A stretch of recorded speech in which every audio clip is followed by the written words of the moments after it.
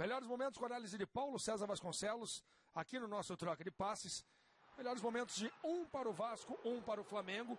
Flamengo, como o Renato falou, começou o jogo com o Fierro no meio-campo e com o Negueba e Ronaldinho no ataque. E o Flamengo, nós vamos acompanhar no primeiro tempo, apareceu duas vezes, esse chute do Fierro e depois um chute do Thiago Neves. O Vasco era um time muito mais bem arrumado e explorando muito aqui esses dois jogadores aí, o Wellington e Júnior César. O Júnior César muito inseguro na marcação e o Wellington sempre chegando atrasado. Essa é outra chance que o Flamengo teve.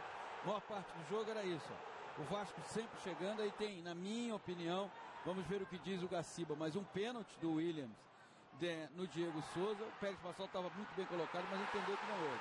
E o Vasco era isso, ó. Deslocamento, o Nilton faz essa jogada. Ele é um volante muito mais de contenção, leva o Vasco a fazer 1-0 no momento do jogo, uma etapa do jogo em que o Vasco tinha mais força e mais organização.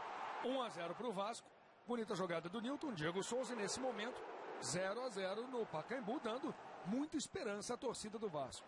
Exatamente, é só que aí veio o segundo tempo e nesse segundo tempo saíram o Fierro e o Negueba. Você ainda vai ver a última chance do Vasco no primeiro tempo, chute do Alexandre, a defesa do Felipe.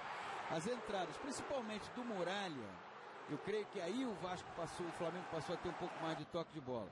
O Vasco inicia o segundo tempo ainda atacando, veja que é sempre com o Fagner, sempre em cima do Júnior César.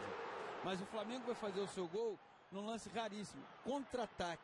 Dificilmente o Flamengo conseguiu pegar o Vasco tão desguarnecido. Aconteceu nesse momento. Renato tocou no canto com categoria, Renato Abreu. Vasco 1, Flamengo também 1. Lembrando que para não depender de nenhum outro resultado para estar na Libertadores, o Flamengo precisava pelo menos empatar. Categoria do Renato, bonito lance. E houve a expulsão na sequência do Jumar. Uma expulsão absolutamente merecida, ele recebera cartão amarelo no primeiro tempo. Você vê a entrada dele, a entrada de quem está atrasado, já vai deitado, não tem jeito. Coagiu corretamente o Pérez Passol.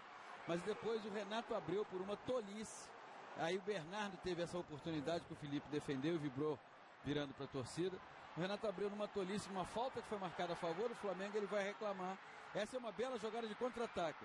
O Vasco começava a acusar sinais de cansaço. A volta do Vasco não era tão intensa. O Fernando Praz aí fez uma belíssima defesa e evitou o segundo gol da equipe do Flamengo. Flamengo com 1 a mais, trabalhou mais a jogada de ataque a partir desse momento. David já fazendo um lindo gol. Porque o Flamengo já estava levando vantagem nesse mano a mano com os jogadores do Vasco. O Vasco acusou o cansaço, acusou. E aí é a falta que eu nem entendo, eu entendo até, mais uma vez o Gaciba dará a palavra final, que não houve nem sequer falta.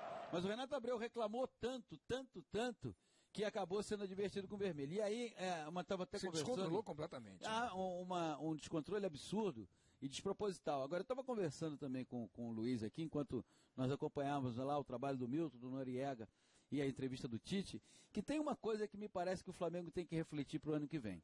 Assim que começa o jogo, o Vanderlei começa a reclamar da arbitragem, o quarto árbitro fica lá o tempo inteiro fazendo um papel absolutamente inoperante, porque tenta ficar regulando o comportamento do Vanderlei.